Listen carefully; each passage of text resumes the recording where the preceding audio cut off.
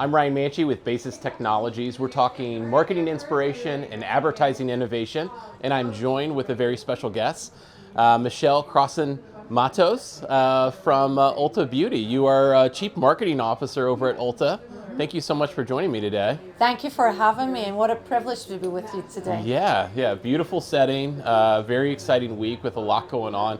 And as much as I want to talk about everything that may be happening out there, I want to learn more about your role, your journey, and your focus at Ulta. So you manage the entire Ulta brand, and then also that responsibility with all the other brands and partners that you work with those products.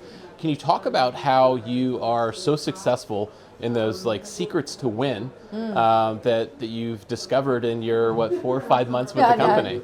Yeah, I just started 4.5 months ago. So Ulta Beauty started out 33 years ago by two entrepreneurs who figured out that the beauty care market was ripe for innovation.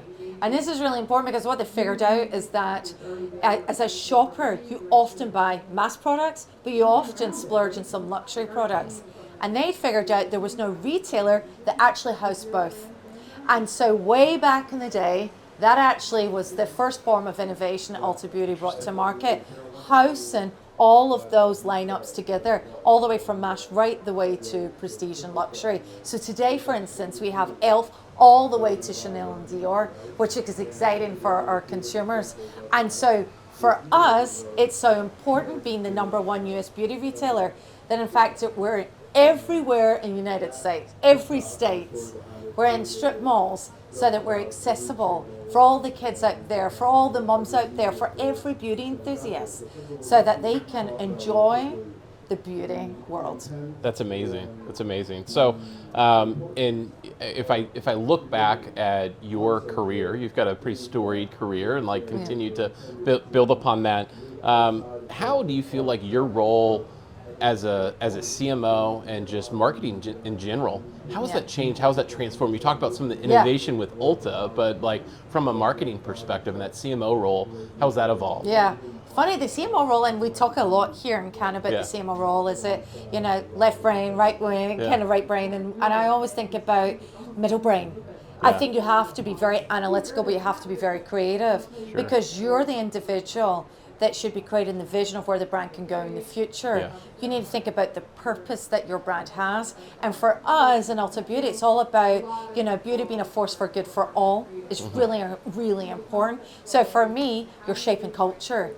And you're shaping culture in a way that's really meaningful for society, right? And we were talking earlier, off camera about our girls. It's really important that I want our children to enjoy the beauty space as a means of exploring, expressing themselves with no judgment. And feeling free that they can shop who they are and really be celebrated for that. So I think as CMO, yes, we're here to drive the brand. We're ultimately here to drive the brand so that we have revenue generation, but we're also here to shape society so that we leave it in a better place. And that might have been a deeper answer than you were looking for, right? No, I think that's fantastic. And you mentioned some of the initiatives that you all have around that. And I love that that's kind of like guiding, there's some foundation there, that it's not just about profitability and growing the business. Obviously that's critical and important, but you sit in a unique space. Can you talk about what some of those campaigns are, what some of those initiatives are, about the kind of like doing more of the good, right? I love it, Right, so my world is kind of split in two. I have brand partners, I talk about Chanel, Dior, e.l.f., Tula, and then I have Ulta Beauty brand. So fundamentally, my role is to build their brands and also to build Ulta Beauty brand. So when I think about Ulta Beauty, we just launched Beauty and that was a campaign last year, which was all about self-expression and celebrating the diversity in the beauty space. And so for us, actually, it was really important that we showed up and we were talking to all generations of beauty enthusiasts. So it's not just your Gen Z, actually. What about the ageless beauty enthusiast? Someone that perhaps is going through menopause, that perhaps has thinning hair, and they really want to explore alternatives to their hair care regime. And so we fundamentally are creating campaigns that touch every beauty enthusiast at every stage of their life. And then I've got the brand partners. Yeah. So then I might have new brands. They're like, please help us become the next, top 5 skincare brands. And so we help them because they know their brand purpose. Yeah. We know our consumers. So Ulta Beauty has 41 million members in our loyalty amazing. program. Yeah. I think it's one of the largest in the US. I think about Starbucks, I think has 17 million, right? And Starbucks is huge. That's incredible. Yeah. And 41 million, I think, is even bigger than the Canadian population. So when you know what your members want, and you kind of know this, then you're in every state and you have 40,000 associates working in your stores, you're able to help brands build their own business and be more relevant for your guests. So kind of exciting that actually we're able to work on those 2 different types of campaigns. That's incredible. That's a huge amount of data that you all are sitting on. And I know that last year, before your time, but I know it's an area of focus, the retail media and commerce media is like such a big thing in the industry, but I feel like y'all were early. We were early. Coming out with it. Can you talk a little bit about why that was the right time for the company and how that is kind of evolving and expanding and the success that you've seen with it? Yeah, because our brand partners are constantly asking us, tell us, what is the framework for success? Yeah. What's really important? Help us with our media choices. That'd be a common question.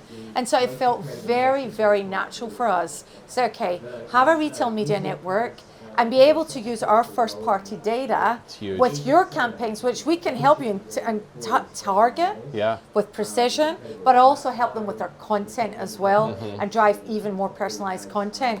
So that's something that we've been doing since 2021. It gets bigger every month, every year. We're very excited about it. In fact, we're here in Cannes and we're talking to many brands that want to access our tools and our insights, because insights was really important. So it's not just about, can we have this first party data and can we do laser targeting? It's about this closed loop reporting, be able to know and pivot. Is it working? Is it not? How can we enhance it? Yeah. So we're very excited about this. Right now, it's much more of an app and a .com. It can be on and off site. But imagine when we take it to the in-store environment. Absolutely. Radio in our stores, our windows, our end caps. It becomes a very exciting proposition for all of our brand partners. Yeah, and that's incredible. And it's so much fun to watch that space as it continues to evolve. And I think it's fascinating for the brands like in Ulta that are sitting on so much. I feel like a lot of companies out there are scrambling to develop a lot of that first party data to be able to have that. And the fact that you all already have that is just fantastic. One of the things that I think was kind of interesting, I want to dig in on, you talked about some of that kind of original content that you may be working with.